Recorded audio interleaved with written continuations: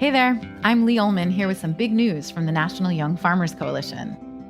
We're partnering with Heritage Radio Network on a special season of The Farm Report. It's all about what's happening with the Farm Bill and how it impacts farmers and eaters.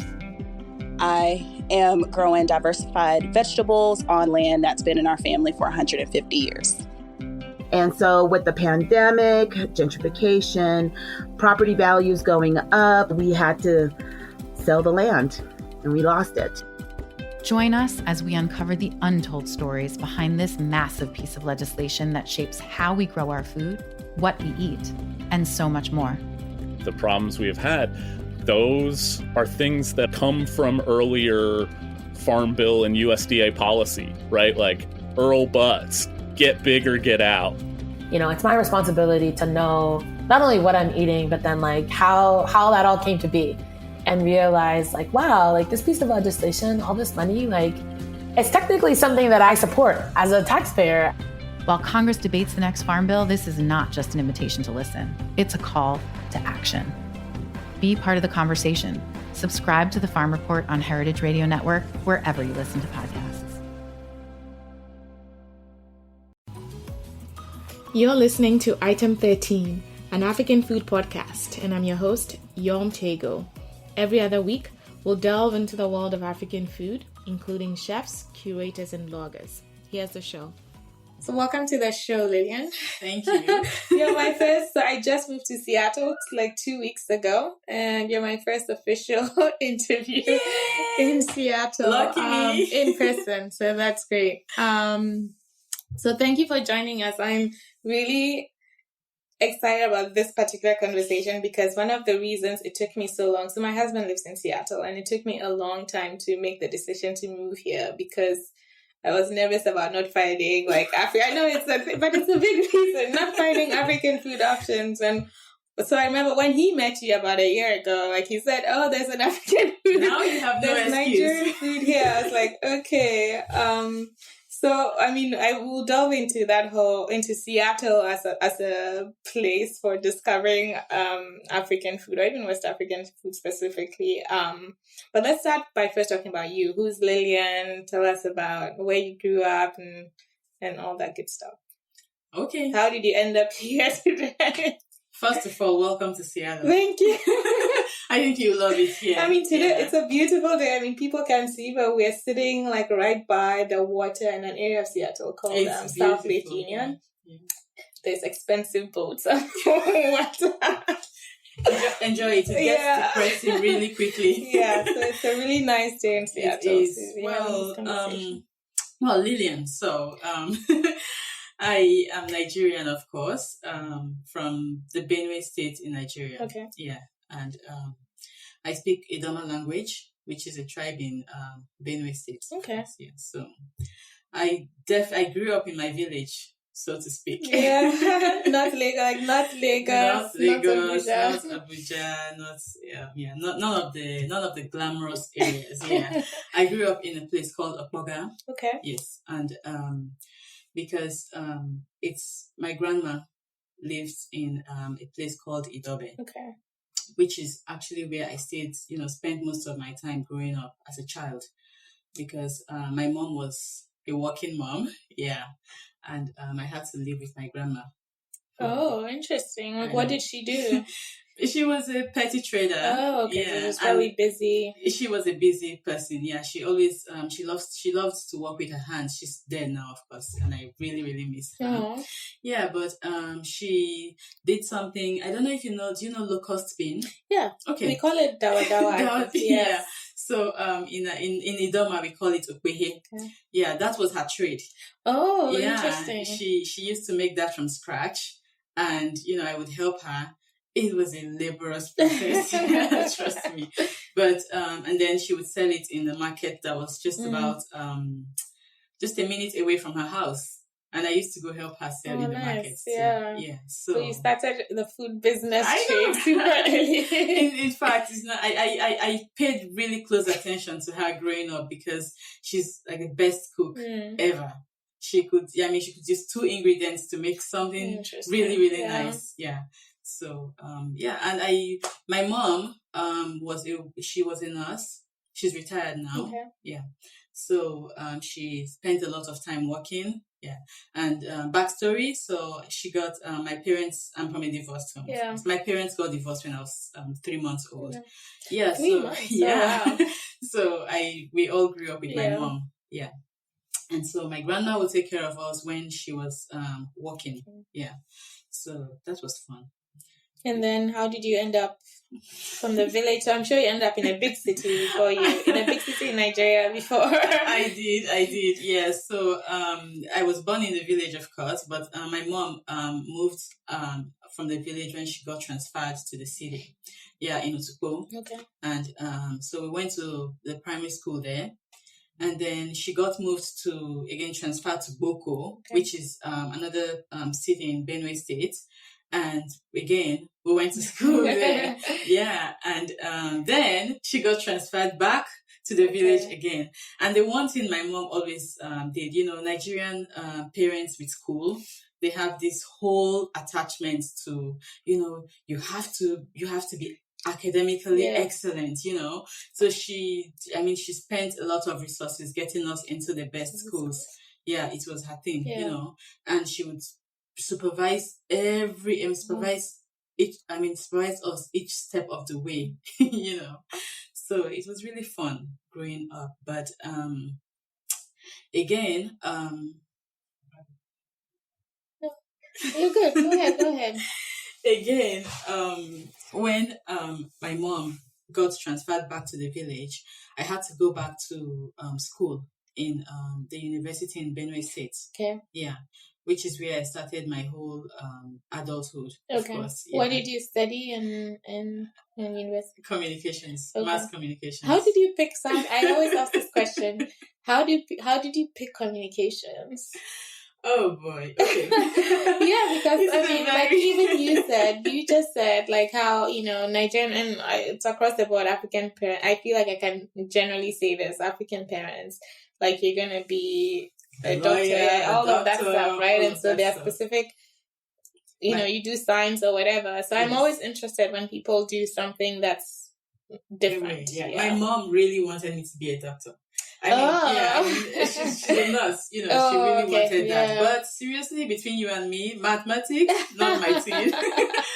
So, it's a silly story. Growing up, once in a while, it's not like we didn't really watch television all the time. Once in a while, it would work. And my mom would make us watch the news. And I would look at these newscasters and I was like, man, this is so cool. Yeah. To be on television and be seen by people all over the world, so cool. So, I know, silly enough. That's interesting.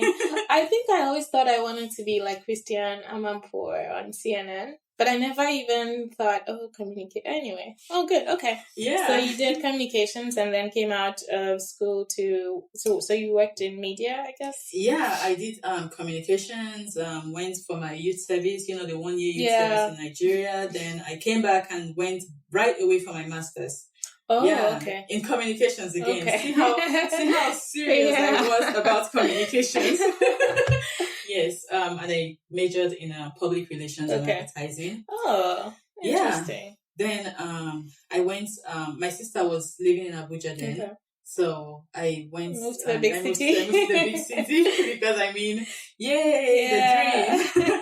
So I did get. I didn't get a job in communications right away. I got a job in a private school. Oh. Yeah, I taught first graders. What? I know. Oh wow! Yeah. Interesting. Yeah. Wait, so how? I guess it's Nigeria. It's Ghana. Those things. It was an expensive school, so it was nice. It was a private school called Pace Setters. Okay. And I loved working with kids. A little bit frustrating, but it was rewarding. Yeah, it was really nice. And it trained me, really, really made me patient. Okay. I like to think it prepared me for the media job I was going to get. Yeah. So I got a job in the media eventually in a newspaper called Leadership Newspapers. Okay. Yeah, it's in Abuja. Okay. Yeah. And what did you do as a media? What did that mean? working in I media? I was a writer. Okay. So I was a reporter, a correspondent. Oh, I interesting. covered the EFCC, which was the Crime Commission in Nigeria. Oh, wow. Yes. Okay. That was my first assignment. Interesting. Yes, and wow. I did a lot of special reports.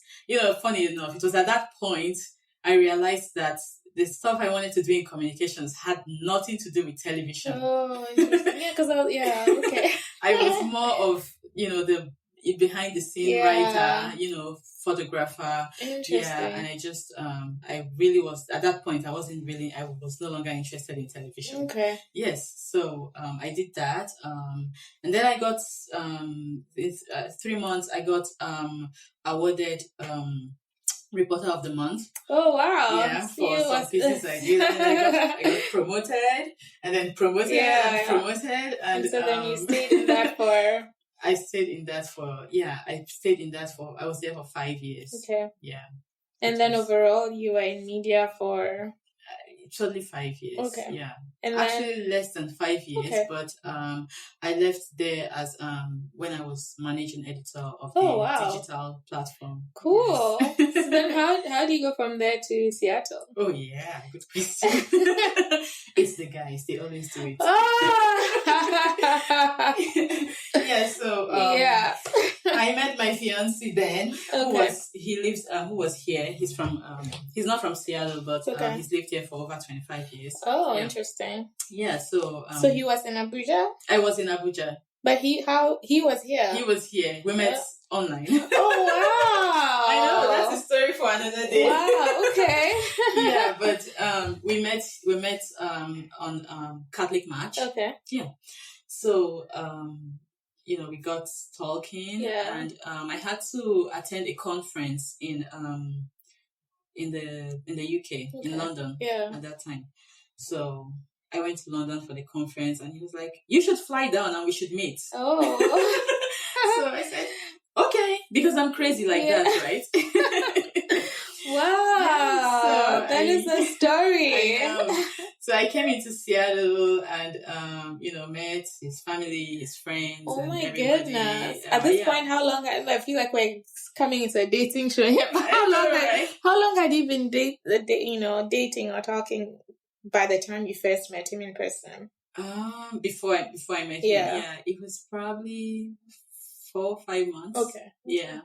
So like 4 or 5 months, yes. And but I was really my job kept me really busy in Nigeria, so I barely had time to socialize. Hence the online dating, right? That makes sense, yeah. So so I came here, I was here for 2 weeks. Okay. And I don't know, you took your time to move down to Seattle. Yeah.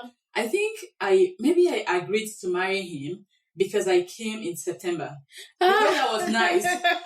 I didn't get to see all the, the difference in Seattle rain and everything. Yeah, that is funny. But so I was here for 2 weeks, and before I left, he proposed. Oh, nice. And I was like, okay. Oh, that's a good love story. Let's do it. So, oh my goodness. Yeah. So anyway, that's the backstory of how I ended up in Seattle. So I had to, I left my job at the media, and it's funny because when I told my boss that I was going to move, and we had a good relationship. I had a good relationship with my boss. He was really, really strict, but when I told him, he said, "You're going to leave your job. I'm going to marry somebody you just met. Are you sure?" And I said, "Yes, I am sure." He said, "Anyway, you're crazy. That's okay." So that's a big leap of faith, man. It was, and I moved to Seattle. So this was 5 years ago now. This was 5 years ago. A little over 5 years ago. Yes. Yeah, so it worked out. It worked out, and I mean, it's been crazy. Trust me, it wasn't at all a smooth ride. Yeah, it still is not a smooth ride, but I'm thankful. Yeah. So what's your first impressions of? So you came back probably around what time of the year was this when you came back? came back to Seattle, Yeah. came back the second time. Yeah. It was in August. Okay. Oh, so it's It still was a in nice August. time. It was Yeah. still nice, Yeah. But that was right before our wedding. Okay. Yeah. So we had the traditional marriage in Lagos. Nigeria. Okay. You know how we are. Yeah. Yeah. Oh, he had to go to my village for sure. Oh, that's yeah. true. Yeah. He had to go to my village, and so he came with his family to Nigeria. Oh, nice. Yeah, we did the whole, What did they think of Nigeria? I feel like coming from Seattle, even like it's so calm, like everything here is so calm, and then even me, like someone, I'm from Ghana and I'm speaking specifically about Lagos, like it just seems like so much, like it's an attack of the senses almost. I will do you one. See, I am Nigerian and Lagos is so much for me. I've been there twice. Yeah. And interesting. each time I just did what I went to do and then just out because it's really crazy. Yeah. Then you see it's so my brother-in-law and his wife came for the traditional marriage. My father-in-law and my mother-in-law couldn't come then because my father-in-law was sick at that time. Yeah. He passed now. So they came to Nigeria and they loved it. Oh, yeah. But they didn't go to Lagos. Right. So they came to Abuja. I lived in Abuja. Yeah. That's true. And the traditional marriage took place in Otukpo where my dad lives. Yeah. So they came down and they loved it because Nigerians are friendly. Yeah, that's true. It's a warm welcome. Yeah. They don't have to know you.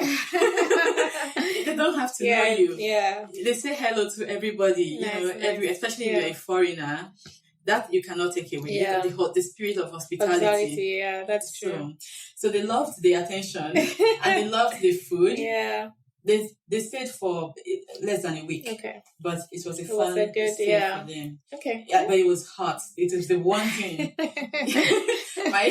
They were all sweating buckets. I can imagine. Yeah, they're probably ready to go by the time. Yeah. It was Good crazy, stuff. like scorching hot. Yes. Yeah. So you're back in Seattle and living. So let's get to why did we start Naija? Like, what was the impetus to start Naija Buka? Because when you came back, you were not working, right? No, I was not. I had to go through a whole process, almost a year of waiting for to get a work permit and all that. And I did. When I came in, my mindset was to go back to practice. Okay. Go back to what I knew best. Yeah. Right. Makes sense. And I applied for a few jobs after I got my permit, but nothing was really panning out. I was getting a lot of jobs for offers for managing blogs and that kind of thing. But it wasn't challenging enough for me. And I just so I decided, when you put my passions in a row, you have writing, writing communications, and then you have fashion. Oh, interesting. Okay. And then you have food somewhere hiding at that time. Because never in my wildest imagination did I think I would be doing this right now. So I started applying for jobs in the fashion industries, and finally I got fashion a job. Industry to do what? So I wanted to do media in fashion. No. I wanted to just sell clothes. Oh, interesting. Okay. Because it was fun. Yeah. Because I loved shopping. Yeah. Okay. And I wanted to just take that job and hang on to it while I figure out, while I wait for something better to come along in the media. So I got a job in Nordstrom here in downtown Seattle here. Yeah. And then you did that for a while? Yeah, I did. Oh, I did.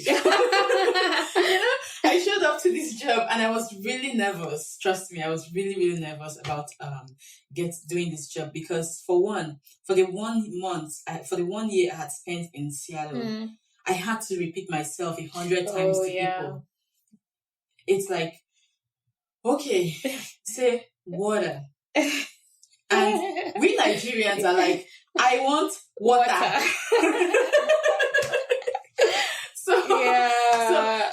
And you're doing your sales. And then I say, I hear people saying, I came as Seattle.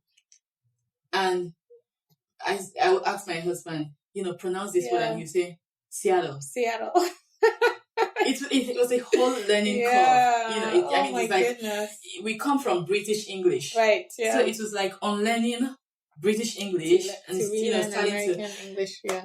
And I got a job in the dresses department where I had to converse with people, sell them clothes. Nordstrom is not like other stores where you walk in and just put people in a room and go away. You have to give them the whole experience. Yeah. So on my first day on the job, I was nervous. Like I didn't know. I mean, I didn't know if I walked up to people if they could understand me or anything. But I also knew that I had to make money.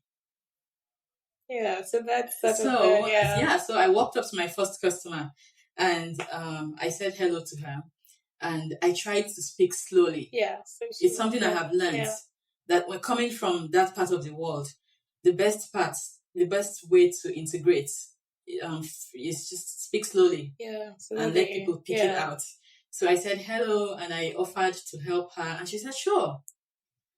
Victory number 1, baby steps. Yeah. And I was lucky enough that I had really good teammates. I had Sarah, I had Bridget, I had all these people that were willing to, show me the ropes. Okay. And this is commission based, right? Commission based, so you have to sell. Yeah. So I ended up selling her an entire outfit that day. That's on your first day? On my first day on the job. Okay. Of course, with help from my teammates, of course. And then after that day, I kept on moving. And by the end of that month, I was highest selling employee. Oh, nice. And until I left that job, I was highest selling employee. Oh, wow. Yeah. And then 3 months into the job, I bagged the Pace Setters Award. Oh, what? Yeah. Look at you. And then I moved on to, I got promoted to personal stylist. And, on and on. See, people are listening. It was fun. I have a personal stylist. It was fun, really. It was fun working at that job. I mean, it was commission based, but I think it's fun because I was really good at, at the job. Yeah. But again, the takeaway from this whole thing as relates to Naija Buka is that the one thing that I learned from Nordstrom is the personal experience, the service experience. Yeah. Before then, I had no idea that, you had to, in quotes, suck up to people, customers, to attend to them in such a wholesome manner. And that is the one thing that Nordstrom taught me that, going into business, I have applied to Naija Buka because it's really important. Yeah. And I think it's one of the things that, especially here, not even especially here, even back home, but I feel like I've said it so many times that people probably think but it's true. I think that we don't do enough on the experience piece, right?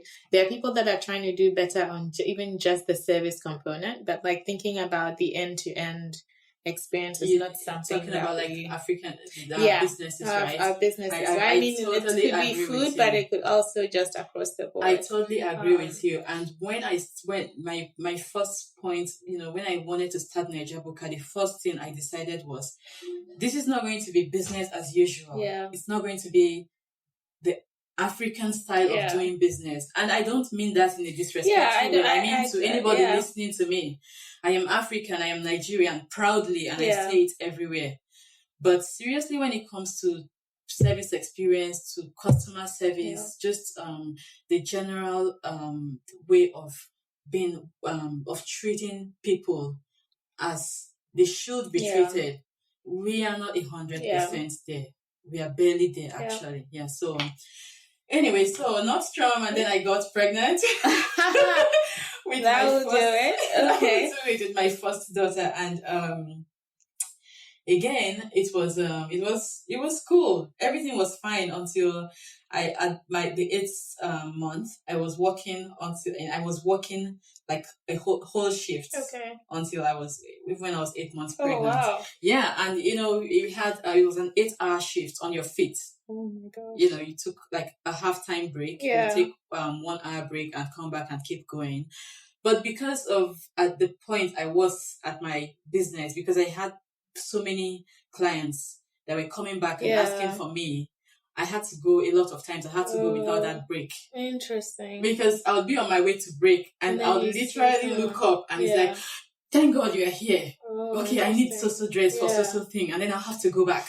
Oh, I need to check this out. I mean, this is going to be a slight tangent, but I will come back. So, not like when you can go into Nordstrom and have like a personal stylist, do you have to pay extra for this service? Okay. Sorry, guys. I'm just you don't. Interesting. Okay, it's true. And then you sort of form a relationship with this person. Yeah, you can. I mean, if you are good, I had it was, and I Nordstrom. If you're listening, you should pay us. Because yes, I know.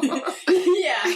So you could. I had. You're just on the floor standing, and people come in to buy something. And you are obligated to walk up to them and ask how you can help. Yeah. And take whatever they are grabbing off the rack and put in a room for them. So it's not just them lugging their stuff around. Interesting. And you check on them in the room and you're like, what do you ask them, like, what are you here to shop for and all that? Yeah, you ask them and you help them. I should do that because I actually don't like shopping at all. Take advantage. To go into a place like that would be good for me. Take advantage of it. Interesting. Yeah. Okay. All right. And you can book an appointment online to get the stylist. See the things I learn. Oh, I did. Oh, okay. It's sorry. This is a slight distraction. Okay, so 8 months pregnant in Nordstrom, busy. That's busy. Yeah. And then, so I had to stop working because at some point, that's I couldn't wear shoes anymore. My foot were like was huge. Yeah. So, and I had to take some pressure. I had to take time off. So I left Nordstrom. I took my leave, my maternity leave, and went back home to prepare for the baby. to prepare for the baby, and that's how I never went back. Oh, yes. Why?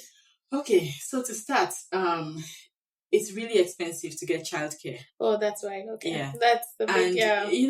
That is the thing I miss most. It's the thing I miss most about Nigeria, about Africa, because I am out here by myself. Yeah, and my whole clan, my family, my 110 family members are back home.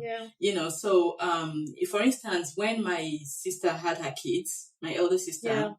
I would during my break from school, from the university, I would go to her place and help her with the kids, right? It's not even something you have to ask. Right. It's something that is expected. Right. Yeah. So you remember now. Yeah. So it's just it's second nature to us Africans to take care of people, to take care of babies in our families, right? But I don't have that kind of support here. Yeah. I was all by myself, doing this for the first time and freaking out. Yeah.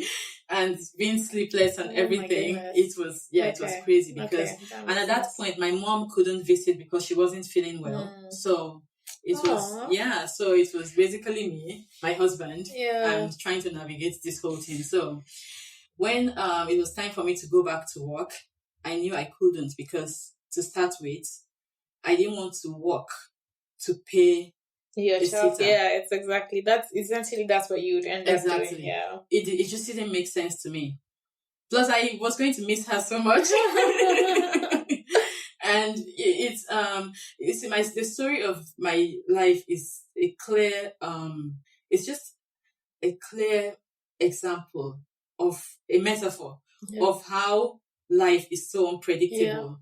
See, I always thought I would be a working mom. I always thought I would be, like the the dress, heels, briefcase kind of person, right? And but at that point I just knew I didn't want to go back. I was certain I did not want to go back. And I started thinking I thought, okay, maybe I could sell, do my own brand of clothes, do something. But again, it didn't really appeal to me because I am not a designer. Right. I suck at drawing or anything of that stuff. I'm not good at drawing. So I didn't see how it was going to happen. So my next passion was food. We've gone down the line. I know, right? And it's funny because even at that point, I still did not think that this would happen. But when I was at Nordstrom, once in a while, because I moved here, and the very first thing I noticed was that there was no Nigerian restaurant. That was that would always be the first thing I would I was like, seriously? Yeah.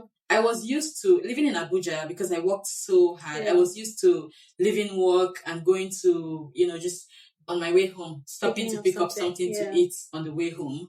And then just something, anything. There was nothing here. Yeah. And even the African stores we went in, and I couldn't see the kind of ingredients. Every single thing here came from your place, from Ghana. Yeah. So it was crazy for me. And so I started cooking. I used to just make my meals and take to work. And then once in a while, one of my friends, the catalyst to the whole Naija Buka story is that I would go to work at Nordstrom, and people would ask, the question they ask you when you're Black, like, where are you originally from? It's a very funny question because it's like, oh, I'm trying not to offend you. I don't want you to get upset. I know you could be from here, but where are you originally from? And I would laugh and go, I'm Nigerian. And they say, oh, wow, your English is amazing. Oh, yeah, yeah. And I said, yeah, we speak English in Nigeria. They say, okay, they will say, how long have you been here? And I'll say, I've been here for just a year. Yeah. Wow, your English is amazing. And sometimes if I want to be funny, I'll go, I worked really hard. But the truth is, and then because, people have the need to be polite. Yeah. Which is not bad. That is the one thing I love Seattle about. They want you to feel welcome, right? So they go on to say, oh, wow, I've been to Africa. Or they'll say, oh, last week we went to an Ethiopian restaurant. Or they'll say, oh, I think I've had Nigerian food. Is that a thing with the naan? That you put something on it? Ethiopian food, yeah? If I could get a penny for every time I had this conversation, and then I would calmly explain to them that no, it's not. Yeah. Nigerian food is totally different. Yeah. It's not even close. Yeah. Our food is it's like night and day. And I will explain to them, ingredients. And a lot of times I found myself while fitting them up, like in the fitting room, I would find myself talking about food, Nigerian culture, and, basically the kind of ingredients that we use to cook and how we eat spicy food.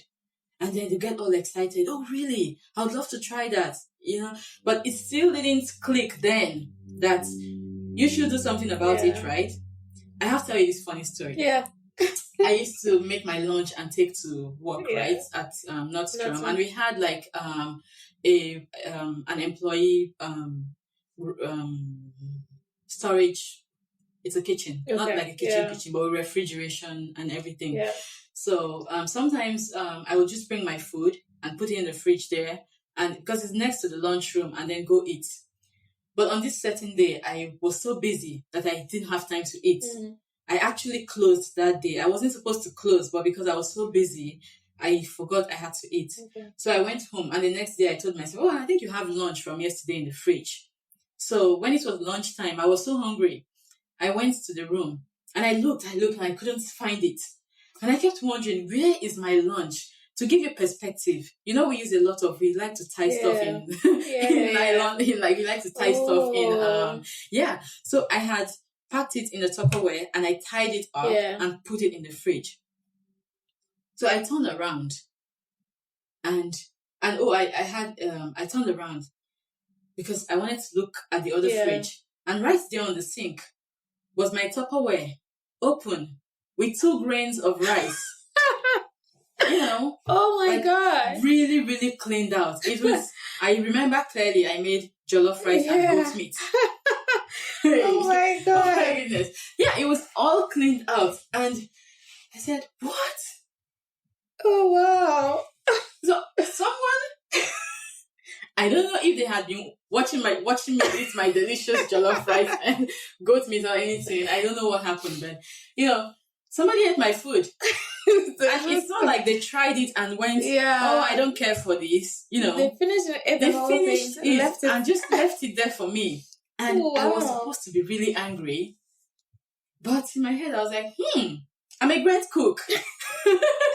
That's a different reaction. I feel like I was upset, but what are you going to do about it? Yeah. It's not like you're going to go order, get the cameras and start watching to see who ate your food or anything. But it's just funny so you never found out who it was? Oh, wow. It reminded me of that episode in Friends, where Ross, I don't know if you've seen Friends, but I've seen Friends. He said, you ate my sandwich. Oh, yeah. But it was fun. So when I came, I stayed home, and then one of my other friends, Chini, she had her baby dedication while I was pregnant. Okay. And she was going to make she was inviting people back to her house. And I told her, I can cook for you. Yes, I was 6 months pregnant. Oh, wow. Really. Yeah. And she said, are you sure? I said, yeah, I'll make it for you. And I made everything. How many people was she? I think she had a total of about maybe 40 guests, 40 to 50 people. I always get nervous. Like, I'm always impressed when people cook for groups. I feel like I can't cook for more than 6 or 8 people. You just take it one. You have to be a real multitasker. Yeah. To be able to do something like that. And she had, she tested my patience because she had an electric stove, like a gas, an electric 4-burner. And I was on my feet and I made this whole food. They went to church and by the time they came back, everything was ready. Okay. What did you make? Do you remember? I made jollof rice. I made efo, the vegetable stew. I made peppered chicken, chicken. Yeah, they had chicken right? with rub. Okay. I made plantains. I made moi moi. Okay. So it was those are the things, like I was, as your listeners, thinking of ingredients, right? Those are easier ingredients to find, right? They are not really, they are. I think about moi moi, you guys use we use beans, right? That is easy to find here, but again, they have black-eyed peas here, which is very difficult to clean. And it tastes a bit different from the black-eyed peas, that is brown beans that we use. Yeah, that's true. I personally use the brown beans for moi moi because it tastes better and it has a better consistency to me. But they have black-eyed peas here, and they have all the ingredients really for moi moi because they also have you can find corned beef here if you want. There are eggs if you want to put eggs in your moi moi. There are red bell peppers, which is like an onions, which is the queen when you're making moi moi. Those have to be in there. Yeah. And some African stores sell palm oil if you want palm oil moi moi. Yeah. So yes, they do have the ingredients here. And in Nigeria we use like seasoning cubes. You can get those at the African store here. But I mean bouillon works well too. Yeah, and you don't have to crush it. Yeah. So yes. Yeah, so you can find ingredients here, but for special foods like efo, efo has the locust bean. Yeah. So when I came here initially, when I started Naija Buka, I would go to the African store and get the locust bean, but it doesn't taste the same. Probably because it travels months and months to get here. And then it stays for a long time at the store. Yeah. So it takes on the flavor of all the other ingredients in the store. So I mainly I import my ingredients. Okay. All my special ingredients I import from Nigeria, which is a whole different challenge on its own. Okay. Yes. Interesting. Yes. But that was the story leading up to my starting. So you cooked at the and everybody loved it. Everybody loved it. But I wasn't even there to get the compliments because at that time I was ready to go and lie down. I was really tired. Yes, but after that, and then I would experiment with foods at home to see what ingredients from here would work best for Nigerian recipes. Okay. And so one day, my husband was like, maybe you should open a Nigerian restaurant. And in my head, and I said, maybe, but in my head I was like, man, he's crazy. So was this after a After couple of Nordstrom. years? Oh, after Nordstrom. Yeah. Okay, got I it. started Naija Buka a few months about when after Nordstrom, about maybe 8 months after I left Nordstrom. Yes, was when I started. And then he said open a restaurant, and you were like, he was crazy. Yes. At this point, had you done any pop-ups or anything? Nothing. Oh wow. Yeah, I was just cooking. I would another of my friend, who is, by the way, really instrumental to this whole process. Yeah. Nena was, she's awesome. She moved from Seattle now. She's living in California. Yeah. But she was the very first person that paid me to cook. Oh, interesting. Yeah. So, jokingly, because when my husband said that, I started thinking about it, and I said, maybe there's something to what he just said. But I knew that the restaurants are crazy. I started researching, looking into it. And the regulations here had me crawling under the bed and not wanting to come out for days, So I knew there was no way I could do a restaurant. But I wanted to test the waters to see, what if there was a truth to this whole thing. So I created a Facebook page. And I can't remember, the first name I used was Nigerian Foods Seattle. Okay. Also, I created a Facebook page. And I waited and I got likes, right? And then Nena sent me a message and she said, can you make afang soup? And in my head, I said, yes, I can. But so you didn't know her then? She had sent a message through your Facebook? Yeah, she saw me on Facebook, on my Facebook page.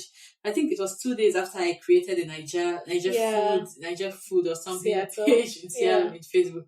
And she sent me a message and she said, I've been wanting to eat afang soup. Can you make me afang soup?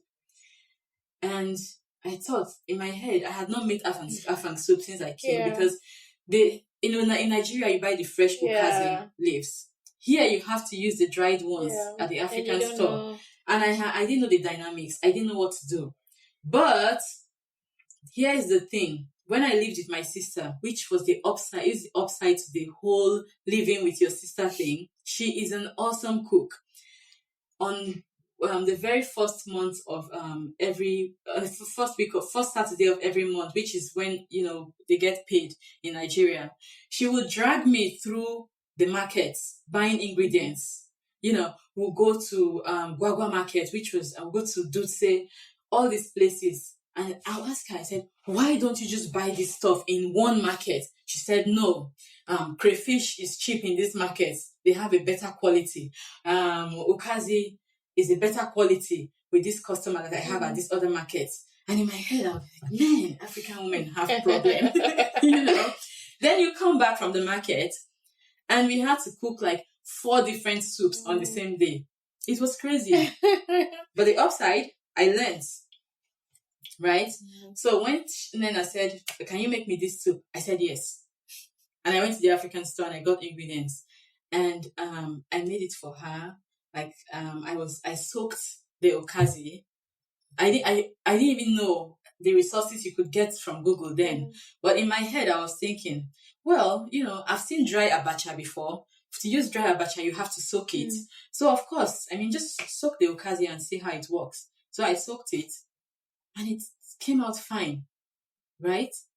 And then, but the other step was to make okazi soup, you have to pound. Okay. You have to really pound, the leaves to make it. You can't use the whole strength. In my head, what is going on, And then I thought to myself, blend. Oh. So, and luckily, see, my husband is crazy about kitchen, gadgets and all. So he had a Vitamix, right? Oh wow! Which is like the queen of. I tell my husband I want a Vitamix. You need He looks at the price tag and he's like, nah. He's like, okay. You have a blend. Next time when you talk to him, tell him I've had my Vitamix for more than 5 years. I told him it's an investment. He had it before I moved here.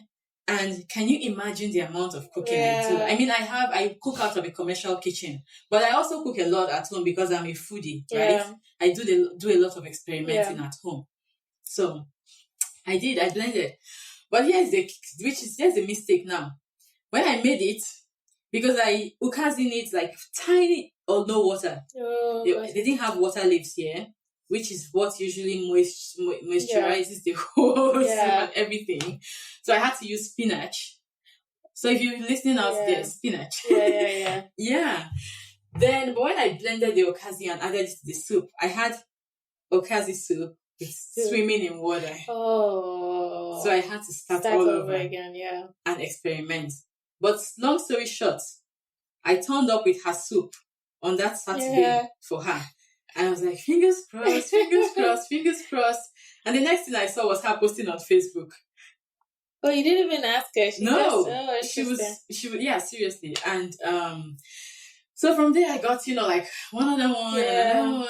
And then I started thinking, and then I said, you're doing great, but the name you have on Facebook, on your Facebook page, it doesn't work. You need to think of a better name for it. And I started thinking and thinking and thinking. And in my experience, growing up from my grandma's kitchen, the stuff that I'm doing right now is not things that I learned on my own. It's watching her cook. My grandmother is like the queen of the kitchen. She had this kitchen with a thatched roof, and she used to cook with firewoods, and she would just sit in front of the firewood and grab her ingredients and, just mix, regardless of how poor we were at that time, or how much ingredients we could afford. She would make you a pot of something that was awesome. Yeah. So I watched her do that stuff a lot. And she would tell you, I was named after her. So she would say, Ogbum, which means my namesake. She would say, Ogbum, Obe. She'll tell you, this is this. I'm putting this in this one. She'll explain the ingredients to you. She'll tell you what it does in the food. And probably because she was a talker. She was a talker. She likes to talk to me about that whole stuff. And I would just I used to sit at the doorstep and just watch her do the stuff. But I wasn't, at that point, I thought I was just watching and having fun, spending time with my grandma. But looking back now, I was actually learning because a lot of the stuff I do right now is from what I learned from her. So I wanted the name to reflect Nigeria. But I didn't want it to reflect just Nigeria to the world, and Naija is slang for Nigeria. It's like, ghetto Nigeria, whatever. So I wanted the ghetto food. This is the best part of Nigeria. I mean, there's so many refined recipes right now, but the authentic thing. So I said, okay, Naija. And, Buka means the roadside restaurants that we have in Nigeria. We call them chopas in Ghana. And when I was working at leadership newspapers, we had this big buka behind in Utako, behind my office. And we'll just hang out there during lunchtime because they had the best amala, gbegiri, ewedu, and even her rice and beans and stew and her meat so tender. It was so good. So we'll always hang out there. So I thought to myself, that's the kind of food I want to make. I don't want to make something that just tells somebody I'm a Nigerian food chef. I want to make food that when somebody tries it, they go, this is what I had 1,000 years ago. This is how food used to be when I was back home. So that is why I went for Naija Buka. And it's funny because people now address this. They see me and go, "Hi, Naija." They think that's your name. That's my name because and then they send an email and they go, "Hello, Naija. We have this event." And I just smile. And then I sign the email with Lilian. And they come back again and say, "Hi, Naija."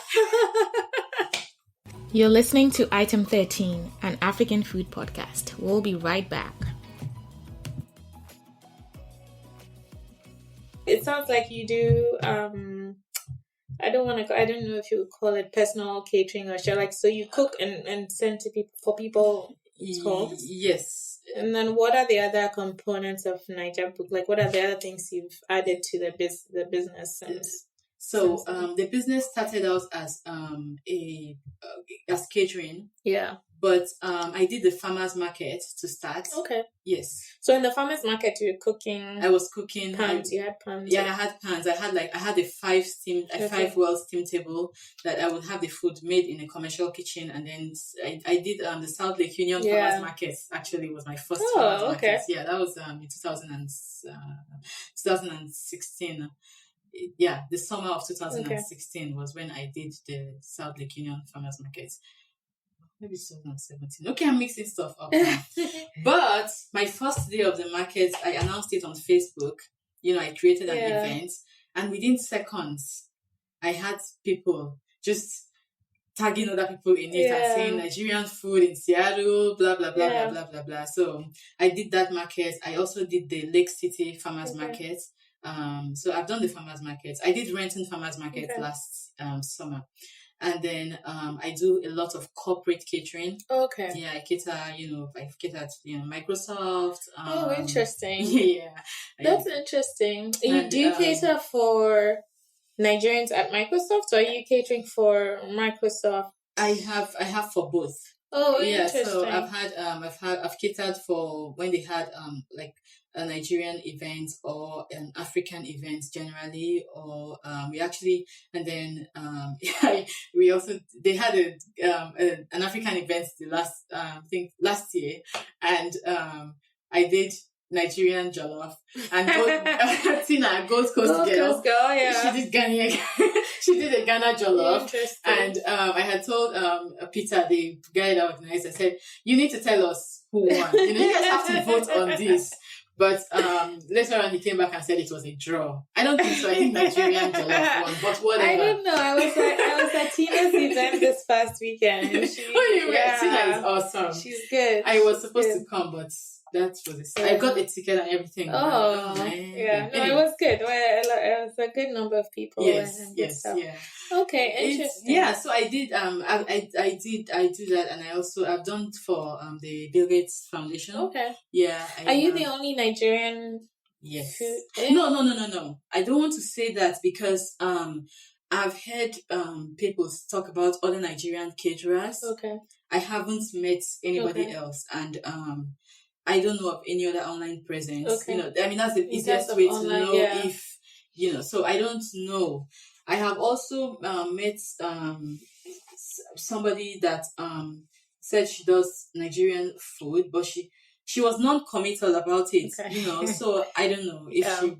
Yeah. So for now I think You're the leading. We'll call you the leading. Yeah. I don't want to say leading. I have special. The other day I catered. I made 2 pans of jollof rice for the Boeing and Microsoft picnic. Yeah. And then 3 days ago, I got a call from somebody at Amazon saying, we had this jollof at so place, and I really need it for my event. So I may actually be the official jollof caterer. We're calling you the official Nigerian jollof caterer. Okay.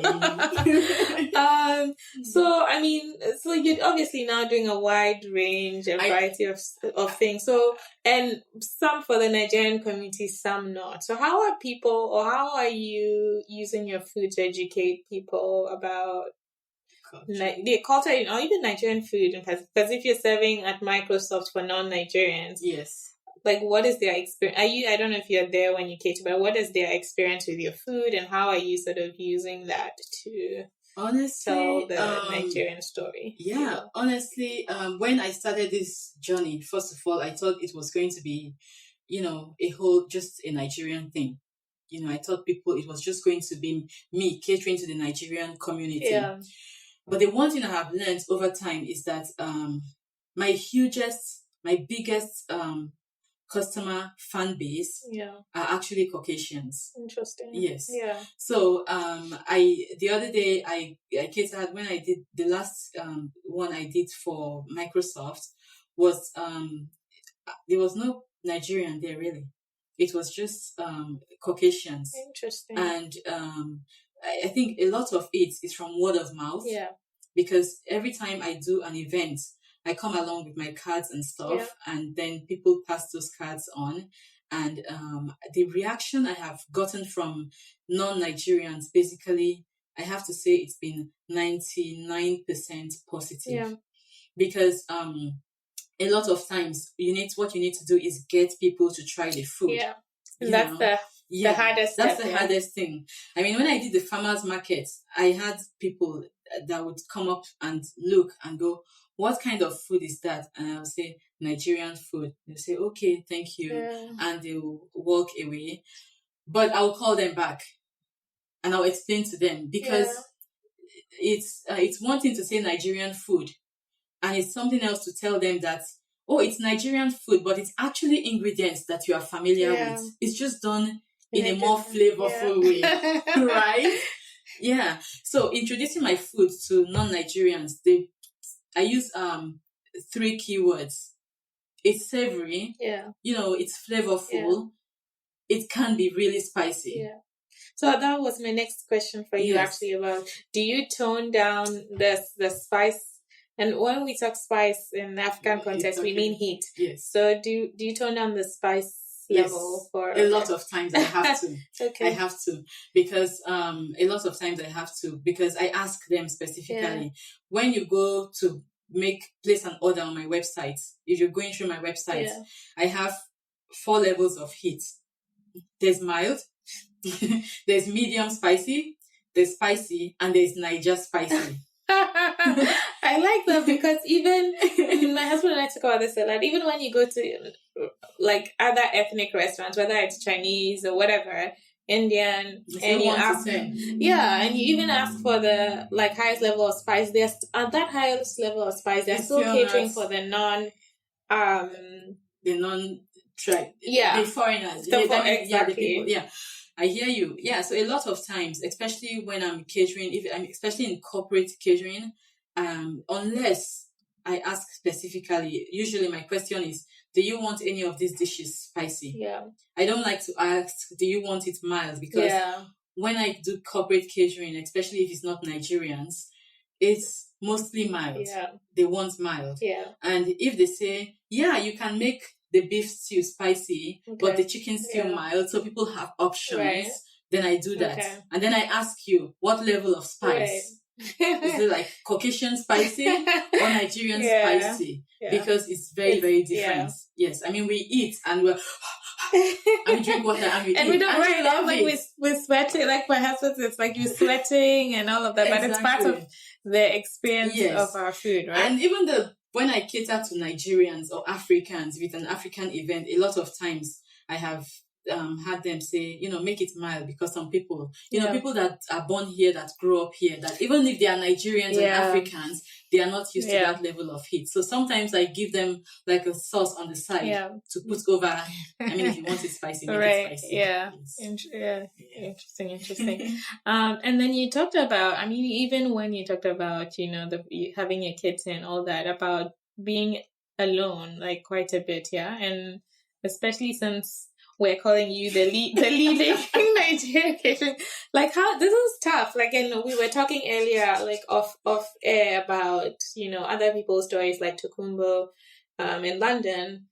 But just how tough a journey this can be, especially when you're not at home, right? So how have you managed? Like, what are some of the challenges you've had, and how have you managed to keep yourself sane? Because it's not easy, right? It's not easy, even if you had a great support system. Like, it's tough. So in a space where you are the one doing the educating and all of that stuff, and then just the logistics of running a business too. It is crazy. My life is crazy. I cannot remember the last time I went to sleep before 3 a.m. Oh my goodness. And I'm counting weekends too. Wow. Yes. It's a double-edged sword. That could be a good thing, meaning business is good. Well, not necessarily. I am branching into a whole different area now. So it's either I'm in the kitchen, cooking at night, or like in the commercial kitchen, because I have to, that is the first struggle, in Seattle. I mean, not just in Seattle, in the US. Not just the lowest. Yeah, in Nigeria, you have, it's really flexible. You could just rent a place and cook out of it if you want, or cook out of your home. Yeah, but here, the health regulations, are really, really, really strict. Yeah. And I mean, it's not a bad thing. Yeah. Because food poisoning is horrible. Yeah. You don't want that for anybody. You don't wish that on anybody. Yeah. But at the same time, for small businesses, it just grounds you. Yeah. You can't do anything. You can't do much. I've been joining hands with a food innovation network and ventures to talk about the home cooking. We're doing the home cooking series because, I mean, somebody wants to venture into catering. You're not sure yet if you want to do it, right? There's no need to go invest in a kitchen if you're not sure that this is the way you're going at the moment. You just want to test the waters and do it. I'm at that point now where the home cooking series might not work for me because of where my business is right now. But I'm hoping that it will help somebody coming up, behind that wants to venture into something like this. Right. So when you say home cooking series, are you guys trying to, lobby the government? Yes, we are trying to put a legislation in place where people can get their home kitchen inspected. Where it will be legal for people to cook small meals from their kitchen and sell to other people. Yeah. So right now there's the cottage law where you can make cookies at home as long as it's not something that is acidic. I mean, if it's not an acidic, anyway, there is a home cottage law right now. But we're wanting to take it further with this legislation. Especially when you think about the growing immigrant population and immigrants, especially who, whether it's Indian or Syrian or whatever. That's the starting point of sort of growing and how awesome their food is and how you want the world to try their food. So it's really crazy. My life is crazy because I have two kids. I have a 4-year-old and I have a 2-year-old, and they're absolutely scary. Seriously, their energy is like, I feel as if when my 2-year-old, when he struggles, you're holding him and he struggles with you, you feel like you're holding a 10-year-old who is trying to get up. Anyway, but it's crazy, which is why I can't do too much. I haven't taken like wedding caterings, that kind of formal big events where because anything could happen. Right. If I'm catering your wedding, if I take your money and I want to cater your wedding, and my child falls sick, and people get extremely emotional about it. So then I have to. My mind is on the child who is not feeling well. My mind is. I'm kind of divided, and I bet you I will always choose my child. It's just how it is. So at this point, it's also the reason I can't do too much because I don't have a tribe here. I mean, we Black people, we need. I'm Nigerians, Africans. We need our tribe. If I were in Nigeria, I could leave my kids with my sister for 3 days at it. Just leave them there and go because it's family. But here it's just me, and my husband has a full-time job, just so you know. So I can only do stuff when I can. I have a website where people go to place their orders, and I always on my website is written there. You have to prepare for a 3 days to, it could be any days from 3 days to a 1 week for me to get your food to you, because I like to be transparent. Right. It's the thing I told you I learned about the process of doing things. I don't want to, and when people put in their order, I tell them the furthest date is going to be. I tell them, I said, I may be able to get it to you on Tuesday, but it's probably going to be Friday. Usually I get it to them on Tuesday, sometimes on Monday.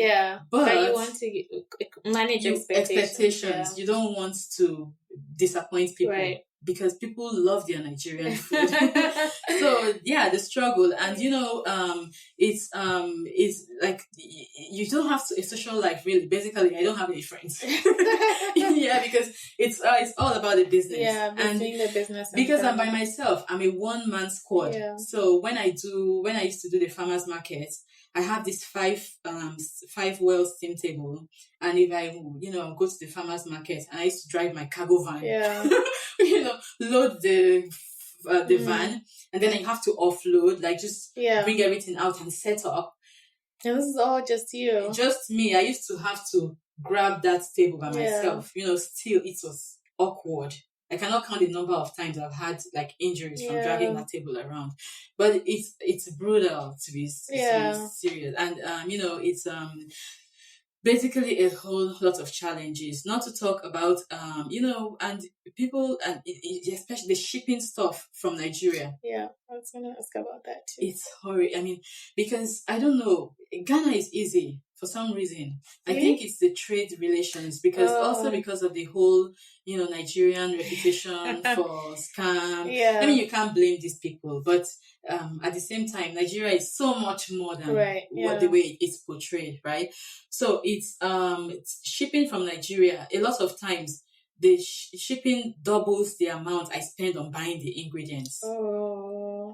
Twice last year, I spent about $450 trying to get ingredients here, and then it got stuck somewhere in where was that? Was it in Washington DC airport or something? Oh, as I'm talking to you, it never arrived. Just so you know, it never arrived. Oh my god! This year, the same thing happened. I tried to use a different courier, and I paid, and altogether it was about everything. If I have to calculate, including the ingredients I bought and everything, it was about $650.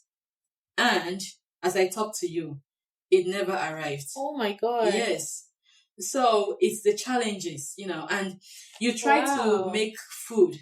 For me, Naija Buka is not just about cooking, cooking Nigerian food. Anybody can cook. Right. I go for the experience. I want you, while you're eating, to think, oh, wow. Yeah. I can't remember the last time I ate this kind of food. So my iru, the dried ugu that I used for the egusi itself, I have to import. My suya spice, I have to import spices for the ingredients to make the spice. Because for me, it's the experience. Right. I have had Nigerian food and I know what it tastes like. So I go to the African store and I buy egusi and I bring it home and I sniff and it's moldy. Yeah. I don't want to serve people that. I want fresh ingredients. So if I want to get ingredients here within a week, I pay through my nose. Yeah. And sometimes it arrives, sometimes it doesn't. And then people come up to you and they go, "Why is your food so expensive?" Yeah, that's and it's, when I say people, it's a lot of times it's it's Nigerians that go, and I've said that that go, your food is oh wow, really, just it's just jollof, it's just, and they say it's just Nigerian food. And jokingly I tell them, I say, see, that kind of attitude won't get you anywhere. There's nothing like it's just Nigerian food. You can say it's just burger, it's just fries. You can't say it's just Nigerian foods, because the labor involved in making Nigerian food is crazy. The time you put into it, when you're not even mentioning the money you spend on ingredients, and even preserving it to get it to you, is a whole thing on its own. So for me, those are basic. I mean, they are not like crazy challenges that stopped me from doing what I'm doing. But there are also things that, I wish were different. Right. Yeah, not to talk about the disappointments you have when you have plans of things you want to do with your business and they fall through, Oh.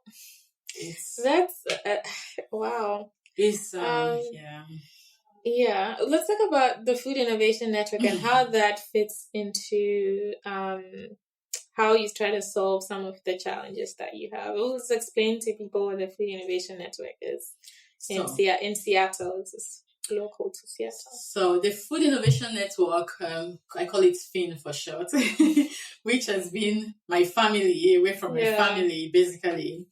It's a non-profit organization that caters to immigrant women. Okay. Immigrant women wanting to venture into the food business. Like I said, the terrain for the food business here is very, very complicated. Yeah. It's very difficult to navigate. So what the Food Innovation Network does is provide you with, the resources, the resources, takes you through the steps of building up your business, of actually starting your business, how to build it up. They also offer business coaching for people who need it and such. And I met I joined the Food Innovation Network about 2 years ago. Okay. Yeah, so I had been doing my business and then I stopped after the farmers market. After we did the farmers market, so we're going to go do a food truck. Okay. Oh, yeah. It was my plan to do a food truck. And then we paid to have it built, and the company went bankrupt. Oh my God. Yeah. I don't mean to. It's just no. It's okay to laugh because now I can laugh about it. Yeah, it's like it's all the things. Yeah. And so it was like, oh really? I mean, 25K. Fiam, so it's like, okay, back to square one. What do we do? And it's not like we're getting that money back or anything. I'm not saying this to make you feel sad or anything, but I'm saying it because sometimes these things happen and you have to find a way to keep pushing if it's really what you want to do. So that happened, and honestly, I said no more. I'm not going to do this. I'm just going to get a job. Yeah. No, that's... and go back to working and, assurance that I would get paid. But then I was pregnant at that point, and I had my son. And when he was 1 month old, at that point, I hadn't done the business for months, for like 8 months or so. And I started thinking again. I said, but this is not a bad business. I'm actually, because people kept calling me for food. And I said, if I'm not doing this, people don't get food here. These people that are calling me do not get food. It's funny because when I was thinking at that point, it wasn't about the money I was making. I wasn't making anything from the business at that point. So I started researching, and I knew I couldn't afford the regular kitchen, right? Because when I was doing the farmers market, here's the deal. Per month, I was paying $850 for a month to work out of a commercial kitchen. No. Yeah. So you calculate, there are 4 markets in a month, right? And I was paying $850, and there was a cap on, I think, 25 hours or so. You couldn't do more than 28 hours a week or so. Oh my God. Yes. So that is how expensive it is. If you're going to rent per hour in Seattle, it's $30, $20, depending on what you're doing, per hour. So it was that crazy. And I knew there was no way I could do that, especially because I had a 1 month old and I wasn't sure if this was something I even wanted to go back to yet. So I found the Food Innovation Network. I found them online, and I sent them a message to see if I could use their kitchen, because they partner with Project Feast in Kent to kind of give you subsidized rates on kitchen for you to use, because they are non-profit. So I reached out to them, and that is when my Fin journey started. So I haven't been able to do any of the business coaching because of, splitting time between business and kids. Yeah. But they have been amazing at getting my business, the visibility. Yeah. So before Fin, I used to cater to, Nigerians, basically Africans. Yeah. But with Fin, because they get a whole new market. They get you visibility. It opened a whole new market of, Caucasians who are looking for ethnic foods. Yeah. Because Fin has a platform where they take requests for people doing ethnic food, so they are doing such a great job. Yeah. And I am so excited for the next chapter, because we're moving on now to do the Tequila food hall. Yeah, I saw that. Yeah, which is going to be like a mall. Yeah. It's a mall. We're just a food mall. Interesting. So we're going to have, Naija Buka is going to have a kiosk there. Okay, good. Yeah. Nice. So I plan to have a kiosk. So they have kiosks with ethnic food. So you would have a place to go to every day. If you were looking, if you're craving ethnic food, baklava, all the chapati, Kenyan food. I'm sure we think we're getting a Ghanaian person, so you will have a place to go to. Oh, that's nice. So the project is slated to be completed next year. Okay. And we're doing a whole fundraising thing right now, which is why I have a pop-up at Bon Buna next week, where you can come and buy food just to support the Food Innovation Network, and all the proceeds go to them. Okay. I mean, I'm just donating my time and effort and all that. So, yeah, so that's what the Food Innovation Network interesting. does. Yeah, we should talk about it offline, because I'd like to be involved because of some other stuff I'm working on around food innovation. So no, that's great. That's really, really awesome. Also wanted to talk about your other products that you have. So you have like physical products also. Yeah. So lately, actually it's been for years. I started working on some sauces because the number one idea I got about this was because I couldn't do a quick turnaround for people when they wanted food. Okay. You know, like my Nigerian people are very funny. Yeah. They call you and they're like, I want food. And I say, okay, when do you want it? Now. Can I come and pick it now? I'm like, no. You're not a restaurant. No, I'm not a restaurant. Yeah, so I'm not able to do that quick turnaround because number one, you need time to rent the kitchen I'm going to work out of. And then, I mean, I also have the kids who I can't just leave at a last minute notice. So I got the idea of the making sauces that people can use at home, not just sauces, products basically that people can use at home. And my jollof sauce and the stew sauce are the first in the line of products that I made. I started working on these about 3 years ago, actually. I started and then I stopped because I got discouraged and everything. But Nena was my tester. She was the one person I would refine the recipe and take to her, and of course Patrick too, my husband, and take to her, and I'd be like, Nena, try this. But the reason Nena was my biggest tester is because she grew up in Nigeria, so and she knew what these sauces are, jollof rice supposed to taste like, you know. And finally, she said, when I took one to her the next time, she sent me a message and said, okay, I'm ready to buy. We are ready. So are you keeping notes on like how you're tweaking it each time? Okay, yes, I am. Because it was a whole process. Yeah. But now it's out and you can basically make, so usually when you want to make jollof rice or stew, it takes forever because, you know, with African food, the whole process is just gruesome. It's like cooking Mexican tamales from scratch.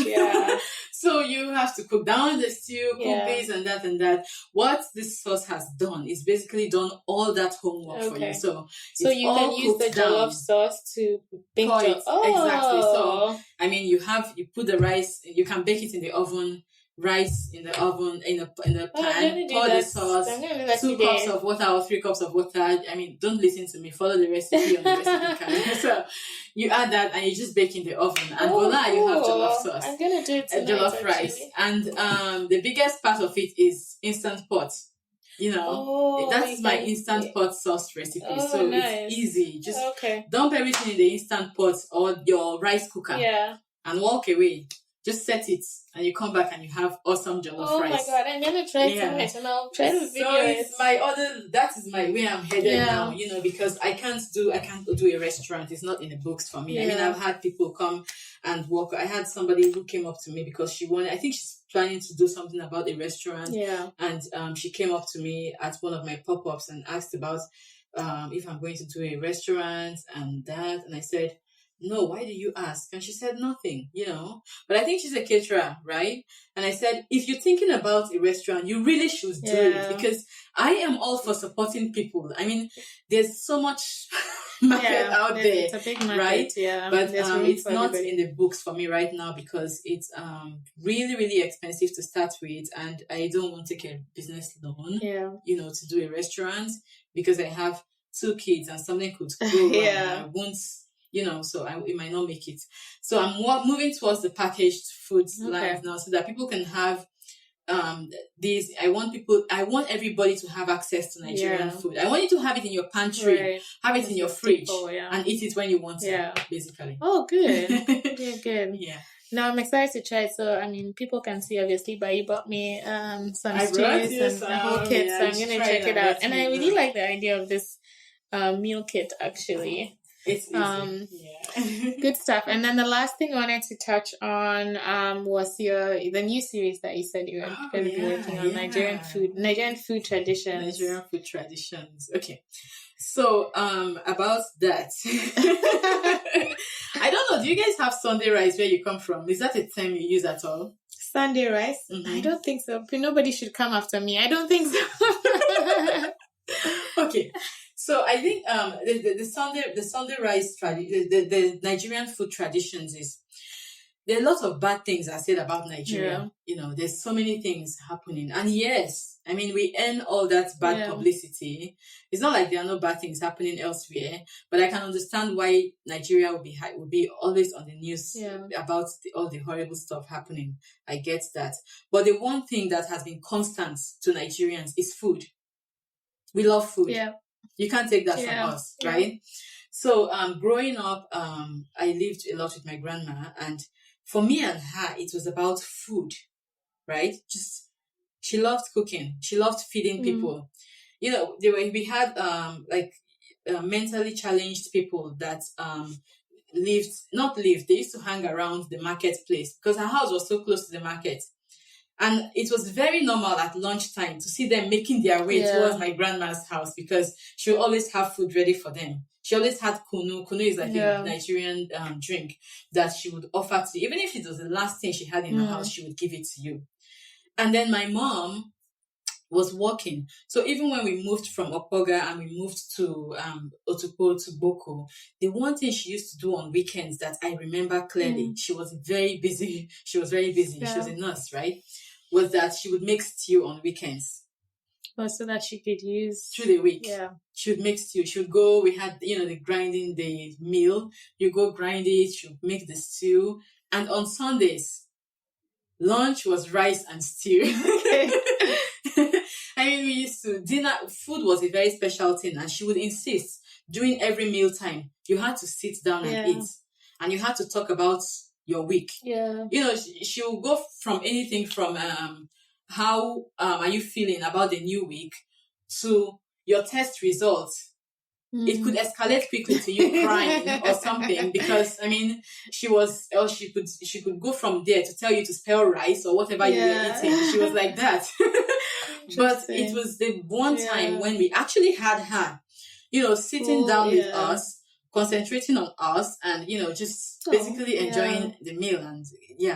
And for me, the best time I looked forward to was on Sundays, which was the Sunday rice after Mass. Okay. You go for Mass and believe me, churches in Nigeria are long. Yeah. It goes on forever. Like when my mom comes here and she goes for 1 hour, she's always like shocked. And it's sunny and we are tired and we are hungry. But, the one thing that would keep you going is Sunday rice, and that tiny piece of meat you get on the rice, it was so much fun. So for me, right now, the Sunday rice, which is the first in the series, is about bringing people together. Okay. It's not just coming to eat rice. And yes, we are going to have all kinds of rice dishes there with all kinds of meats, because we love meat. Yeah.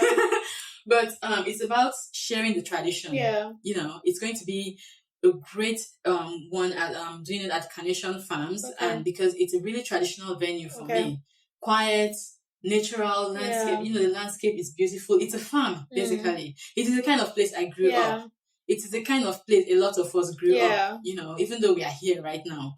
So I want people to experience, to just disconnect from all the buzz of the city. Come down and leave your phones in the car.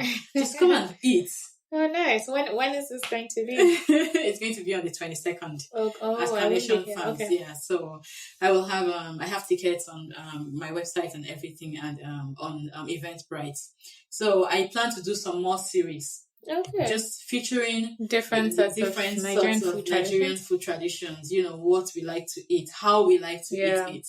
No, that's a really good idea. Yes. And especially I feel like it would work in a place like Seattle, where now that you have a core market, you want to try the food. Now, adding the more, what more is there about the food that they need to learn and tying it into the food experience? Yes. That's cool. Good stuff. Before we wrap up, what's the next big thing for Naija Buka? So we know you're not going to do a restaurant. We know you have the sources. What's next for when you look at the next 1 year, 3 years, 5 years? What do you see as the next big thing? I think that for me right now, I think that I would like to say, regardless of where Naija Buka goes from here, I feel like it's already a success story. Yeah. You know, I see where I'm coming from, you know, my village, which was, by the way, I have to stress this, awesome growing up in the village. I had a tribe. Yeah. I had like awesome friends that I could relate with. But coming from where I was, you know, scaling all these challenges and being here right now, my next step was supposed to be opening a place. I was going to open a store where I would sell, people would come in to buy food. I would sell like packaged food for people to come and buy. But that deal fell through. Okay. I know, like, because I mean, I had rented the place. We had actually outfitted the whole place with refrigerations and everything, and it was supposed to work out. But somehow they couldn't figure out events or something for the. Anyway, it's a whole story I don't want to go into, but. It's just another one of those things that I keep telling you about, that it happens, right? So where I'm going right now, again, is packaged foods. Okay. Yeah. I'm doing a lot of collaborations with people that are willing to collaborate with startups like me. Yeah. Because since the restaurant is not in the book for me, but I still want to get Nigerian food out there. I still want to share the tradition with people. I still want Nigeria to not be about the scams, you know, to not be about the, prince from Nigeria who keeps writing the emails and all that. I want that. I would like the focus shifted from the negativity, you know, to the something positive. Yeah. I want people to understand that Nigerian food is not naan, it's not Nigeria, it's not Ethiopian food. I want to get Nigerian food out there. I want people to try it. I want people to have a kit. Like I have the egusi kit too, you know. So this is the jollof. That's the jollof and stew kit. Okay. And I have egusi kits, and I'm making all the other kits that I'm making. This is a really good idea. Like I said, I'll take a video and share with people so they see it. I think this is a really, really good so you can share this tradition with your family. You can share it with people and tell them that also when I tell you I'm from Nigeria, I don't want you to say, oh, I heard about all the stuff going on there with the Boko Haram. Yes, stuff is going on and it's terrible and we feel sad about it. But we really do not want to be reminded every time about it. We need you to see the positive side of what Nigeria is all about, which is togetherness, which is community. You know, we are a community. So I'm excited for the next chapter. Collaborations with dinners, and I'm going to be hosting some cooking shows with my sauces too. And then I'll have my packaged foods out there. And I'll be doing some wine collaborations. Oh, that I'm excited for. Now, see, I now have really other good reasons to be in Seattle and everything. So I am excited about the next chapter. And finally, I feel like I see where this business is going because I have just been, dilly-dallying and doing all kinds of things. Yeah, but I think that not to the scale that you've had, obviously, but like in some ways, I've also dilly-dallied and done a lot of different... jack of all trades. I am a jack of all trades. And I think that, like, all those experiences, like, there are things I try and I decide, I'm not going to do that again. But it's all part of the learning process to get you to the point where you have a clearer vision for what you actually want to do. Yes. So, I mean, those things I don't think are in vain, right? Yeah. Like, it helps those mistakes you never made again. Yeah, because you know how 3 weeks ago, I was so tired and I wasn't feeling fine, and somebody paid for food on my website, and I was supposed to add it to my calendar, food I was delivering for lunch. And then I slept off before adding it, and I totally forgot about that order, and I missed out on that one. And they had to start calling me when the meeting started. It was the first time it has ever happened to me. But like I said, you learn. Yeah. And it's never going to happen again because now I know I have designated it to my list. I said, you need to put everything on my calendar every single day. Yeah. So it takes a village. It's really. so exactly. Yeah. So, no, this is great. I'm like this. This is great. Like, I think the things you've overcome to get to this point, incredible. And I think that like what's in store for you is great. And now that I'm in Seattle, like I'm happy to help. Like I said, I have a lot of time in my hands. I'm happy to help in whatever way that you need. But before we transition to the rapid fire segment, can you let people know where they can find you online, social media? What are your handles, website? Okay, so my business is Naija Buka, and my website is www.nigeriabukaseattle.com, and you can actually just go on there and order food, because I kind of simplified the process for you to do that, and I am really excited that I have a ton of regular clients. Yeah. This guy is keeping me on my feet. Then on Instagram, again, Naija Buka, and on Facebook, Naija Buka. Yeah. And we're on Twitter too. I'm still just getting the hang of following Twitter, you. yeah, Twitter is it took me a while to get into it, but once you get into it, it can be addictive. I am just now starting to do Twitter, so please follow us on Twitter so that I can retweet. Yes. Thank you. And for all our events, please check our social media. I'm always posting on Facebook, on Instagram, and I think I'll start tweeting it too. And on Eventbrite, you can buy our tickets too, Naija Buka. Okay. Yeah. Cool. All right. So we wrap up the interview very quickly with 5 quick rapid fire. I'm sure you've heard them if you listen to the podcast. I'm sure you're familiar. So we'll start with a couple of easy ones and some questions. So, Instagram or Twitter? Now that you've started getting into Twitter. Instagram still, by far, yeah. Because I'm still not used to Twitter. Okay. Yes. Sweet or salty? Salty. What do you like to cook when you're feeling lazy? When I'm feeling lazy. Wow. I'm seeing a whole new side of me. What is it like when it's like you don't have time, or you just even don't? I just pull out my jollof and stew sauce and make something. But I'm not kidding. That's a good one. I'm not kidding. Yesterday I made stew like that. Okay. Yeah, within 10 minutes it already. Let's see. What's your biggest pet peeve? I just can't whining. Yeah. And even from your story, it sounds like whining. Something happens to you just move on. It's okay to whine. Yeah. Don't get me wrong. I mean, I will sympathize with you. See, but I'm not good with criers either, just so you know. I get uncomfortable around people that cry. Yeah. But when you whine, and you don't just whine, and you put it on social media, and you invite us to wine with you, and then people ask you what is going on, and you're like, it's a private thing, then it gets, I just think that everything is a lesson, and you should just, wine a little, be sad, of course, mourn the loss or whatever it is, and then move on. Of course, we are not talking about human beings lost, but we're talking about like material stuff, basically. Okay. Yeah. Now, the last question for you is, what gets you out of bed in the morning? Kids. That would be the shortest question, because when they are up, you are up, basically.